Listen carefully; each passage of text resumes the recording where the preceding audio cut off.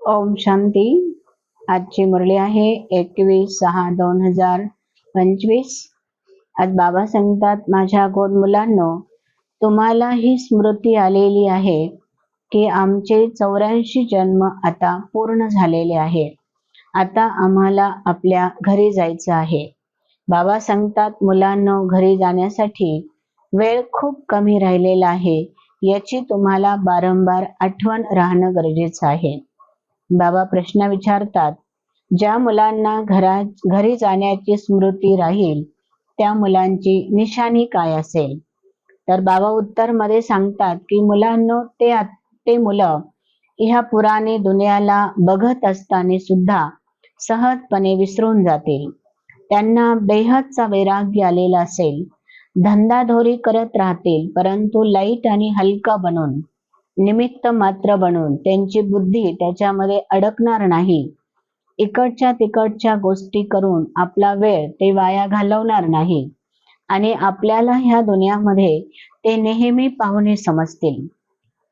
जो पाहुणा येतो तो पाहुणा म्हणूनच जातो आणि जो पाहुणा असतो तो हलका असतो. तसं ह्या दुनियामध्ये सुद्धा आपण सर्वजण पाहुणे आहोत. हे जे सर्व काही आहे ते आपल्याला वापरण्यासाठी बाबांनी दिलेलं आहे. आपण फक्त निमित्त मात्र आहोत. यासाठी आपली बुद्धी ह्या पुराण्या दुनियापासून लवकरात लवकर उपराम होणं गरजेचं आहे.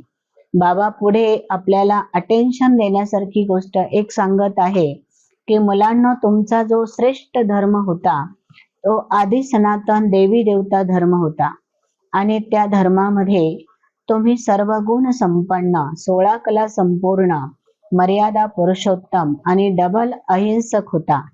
आता तुम्हाला असं बनण्यासाठी बाबा या ठिकाणी जी आज्ञा देत आहे त्या आज्ञेचं पालन करायचं आहे. दैवी गुण धारण करायचे आहे. आपल्यामधले जे अवगुण आहे ते लवकरात लवकर सोडून द्यायचे आहे. कोणत्याही अवगुणांच्या वश होऊन आपल्याकडनं विकर्म होणार नाही याची तुम्हाला दक्षता घ्यायची आहे.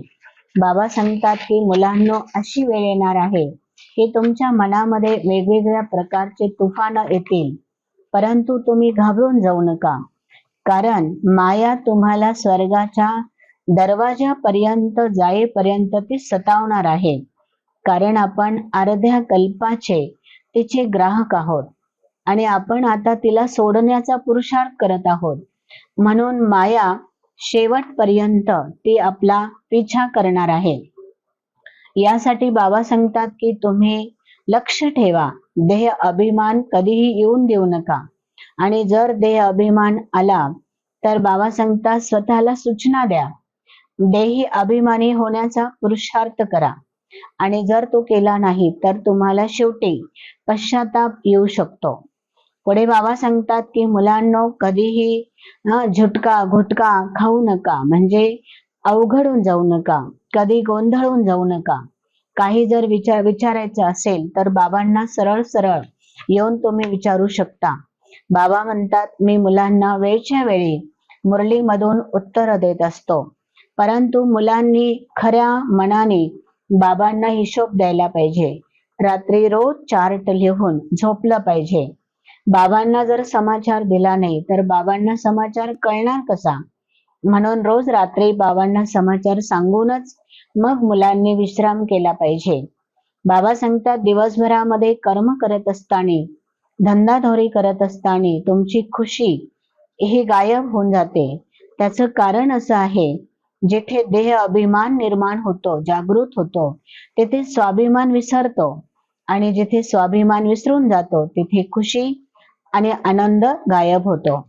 बाबा सांगतात, तुमचे चेहरे असे दिसले पाहिजे की नेहमी एका झाडावर फुल उमललेलं असतं आणि त्या फुलातून जसा सुगंध बाहेर पडतो तसा तुमच्या हर्षितमुख चेहऱ्यामधून सुद्धा खुशी रूपी सुगंध हा बाहेर पडला पाहिजे.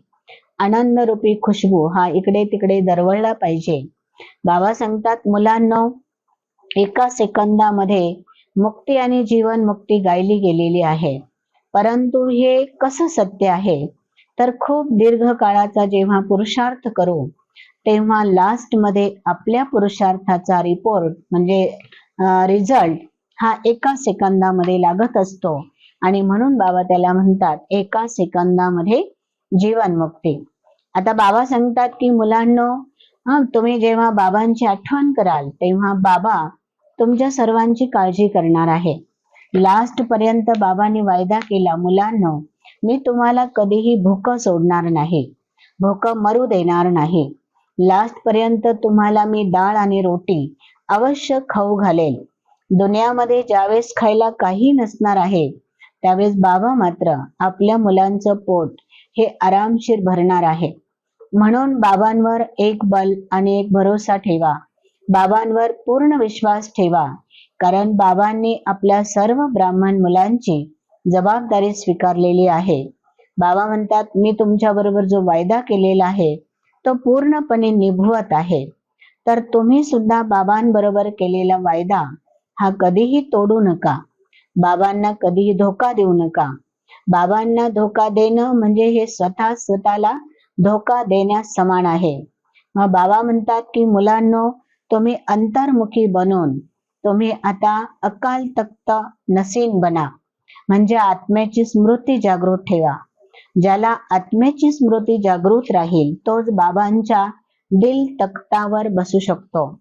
बाबांचं दिल हे आपल्या आत्म्याचं सिंहासन आहे आणि जो बाबांच्या दिलावर चढेल त्याच्यापेक्षा उंच सिंहासन या जगामध्ये कोणतंही नसलं पाहिजे. बाबा सांगतात मुलांनो, जेव्हा सत्युग असणार आहे, सत्युगामध्ये तुम्ही सोन्याच्या महलांमध्ये राहणार आहे. नदीच्या तटावर तुमचे सोन्याचे महल असणार आहे आणि महलांच्या अवतीभोवती तुमचे खूप सुंदर फुलांचे आणि फळांचे बगीचे असणार आहे. त्या ठिकाणी खूप सुंदर पशु प्राणी सुद्धा सुसंगीत देणारे असणार आहे. मग तुम्हाला ह्या दुनियामध्ये जाण्याची खुशी नाही का? खुशी तर आपल्या सर्वांनाच आहे, परंतु बाबा सांगतात तसा तुम्ही पुरुषार्थ सुद्धा केला पाहिजे. तसं बाबा मधून मधून आपल्याला सांगतात मुलांना, जसं नारदाला भगवंत सांगत होते की तू एकदा आरशात चेहरा पाहू नये, तसं बाबा आपल्या मुलांना सांगतात तुमच्या मनरूपी आरशामध्ये तुमचा पुरुषार्थ रूपी चेहरा तुम्ही मधून मधून पाहिला पाहिजे आणि आपल्या स्वतःचा पुरुषार्थ तुम्ही चेक केला पाहिजे की मी आत्मा लक्ष्मी नारायण बनण्याच्या लायक आहे का? सत्युगामध्ये जाऊन श्रेष्ठ पद घेण्याच्या लायक आहे का? किंवा माझा काय पुरुषार्थ चालू आहे आणि त्या पुरुषार्थाच्या आधारे मला भविष्यामध्ये काय पद मिळू शकतं, याचं तुम्हीच तुम्हाला स्वतःला चेक केलं पाहिजे. पुढे बाबा सांगतात की मुलांनो, स्वतःला पापांपासून मुक्त करायचं असेल तर असा निरंतर बाबांची आठवण करण्याचा पुरुषार्थ करा. देह अभिमान कधीही जागृत होऊ देऊ नका. या पुराण्या दुनियामध्ये कोणत्याही गोष्टीमध्ये आता मोह ठेवू नका. दुसरं बाबा सांगतात माया रूपी जिन्न जे आहे त्याच्यापासून जर वाचायचं असेल तर बुद्धीला रुहानियत मध्ये ठेवा. कोणत्याही धंद्याधोरीमध्ये आपली बुद्धी बिझी करू नका. बाबांचे ह्या संगमेगावर पूर्णपणे मदतगार बना. बाबांचा उजवा हात बनून बाबांना मदत करा. सर्व खजान्यांना समयानुसार यूज जर केलं तर तुम्हाला निरंतर खुशीचा अनुभव होत राहील आणि अशीच मुलं खुश नसीब होऊ शकतात. बाबा सांगतात मुलांनो, बापदादाद्वारा ब्राह्मणांना जन्मताच हे वरदान दिलेलं आहे, खुश रहो, आनंदी रहो.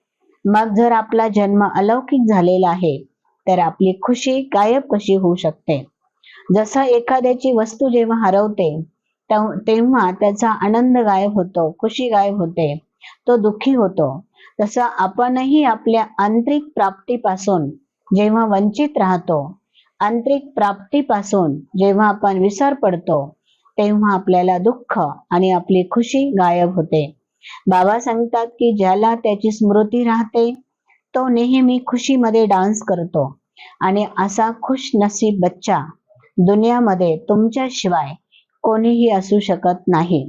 ज्याला सर्व खजाने मिळाले, जो सर्व प्राप्तीचा अधिकारी झाला, त्याच्या गगनामध्ये कधीही खुशीचा पारावार मावणार नाही. बाबा सांगतात तो तर गदगद होईल, म्हणजे त्याच्या प्रत्येक रोमारोमामध्ये खुशीचे फवारे उडत राहतील. ह्या स्मृतीमध्ये राहा, निरंतर बाबांची आठवण करा आणि अनुभवांचा खजाना वाढत चला. अनुभवी हा नेहमी अनुभवी असतो. असं म्हणतात सर्वात श्रेष्ठ खजाना असेल तर अनुभव, आणि म्हणून ज्ञानापेक्षा अनुभवी स्वरूप बनायला शिका. बाबा पुढे सांगतात की बाबांच्या श्रेष्ठ आशारूपी दीपकला आता तुम्ही कुलदीपक बनवून राहा. म्हणजे मी आत्मा एका विश्वाला रोशन करणारी कुलदीपक आत्मा आहे, अशा स्मृतीला जागृत ठेवा. बाबा म्हणतात मुलांनो, आता बाह्य मुक्ता सोडून द्या, अंतर्मुखी बना. जसं सागराच्या तळाशी गेल्यानंतर जसे माणिक मोती मिळतात, तसं तुम्ही ज्ञानसागराच्या अनुभवरूपी सागराच्या तळाशी जा, म्हणजे तुम्हाला खूप खूप सुंदर अनुभव येतील. छोट्या छोट्या तलावामध्ये न्हाण्यापेक्षा तुम्ही आता खोल आणि विशाल सागरामध्ये डुबकी मारत राहिलात तर तुम्हाला खूप काही ज्ञानरत्नांची प्राप्ती होत राहील. ओम शांती.